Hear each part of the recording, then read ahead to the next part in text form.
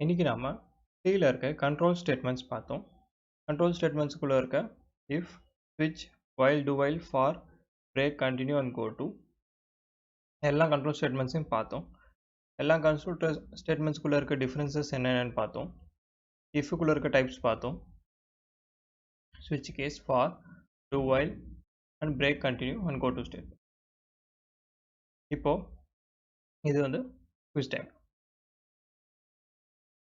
நான் உங்களுக்கு சில கொஸ்டின்ஸ் கொடுத்துருக்கேன். இந்த கொஸ்டின்ஸை நல்லா பாருங்கள். பார்த்துட்டு இதுக்கு என்ன அவுட்புட் வரும்னு பாருங்கள்.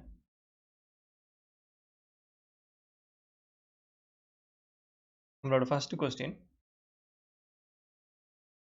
இந்த ப்ரோக்ராமோட அவுட்புட் என்ன மாதிரி இருக்கும்? மெயின், printf hello world, மறுபடியும் மெயினை கால் பண்ணிடும். அப்போது இந்த மாதிரி ஒரு ப்ரோக்ராம் கொடுத்தோன்னா இது என்ன ஆகும்? அப்புறம் what is required in each C program. ஒரு சி ப்ரோக்ராம்னா அதுக்குள்ளே கம்பல்சரி என்ன இருக்கணும்? இது 2 கொஸ்டின். அதுக்கப்புறமா third question, if a greater than b and a less than or equal to c, a ஓட வேல்யூ 10, b ஓட வேல்யூ 5 and c ஓட வேல்யூ 10 வச்சுக்கோங்க. இப்படி நீங்கள் இங்கே சப்ஸ்டியூட் பண்ணி இந்த கண்டிஷன்ஸ் கொடுத்து நம்மளுக்கு என்ன பிரிண்ட் ஆகும்?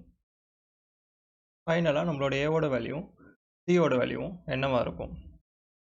இந்த கோடை ரன் பண்ணி அவுட்புட் கண்டுபிடிங்க. which one of the following is a loop constant that will be executed once, at least once ஆவது நம்மளோட லூப் பாடிக்குள்ளே இருக்க கோட் ரன் ஆகுதுன்னா அது எந்த லூப்பில் ரன் ஆகும்? ஃபார்லையா, வைல்லையா, ஸ்விட்ச்லையா, டூ வைல்லையா? கடைசியாக இந்த ப்ரோக்ராமை ஃபுல்லாக ரன் பண்ணி இதோட அவுட்புட் என்னென்னு எனக்கு கரெக்டாக கண்டுபிடிங்க. ஸோ ஒரு சுவிட்ச் கொடுத்துருக்கேன். சுவிட்சுக்குள்ளே case 1, case 0, case 1 and default இருக்குது. இப்போ இதுக்கு நம்மளோட அவுட்புட் என்னவாக இருக்கும்? இது கண்டுபிடிங்க. நம்ம நெக்ஸ்ட் மாடியூலில் அடுத்த டாபிக்ஸ் பற்றி பார்க்கலாம். Thank you friends.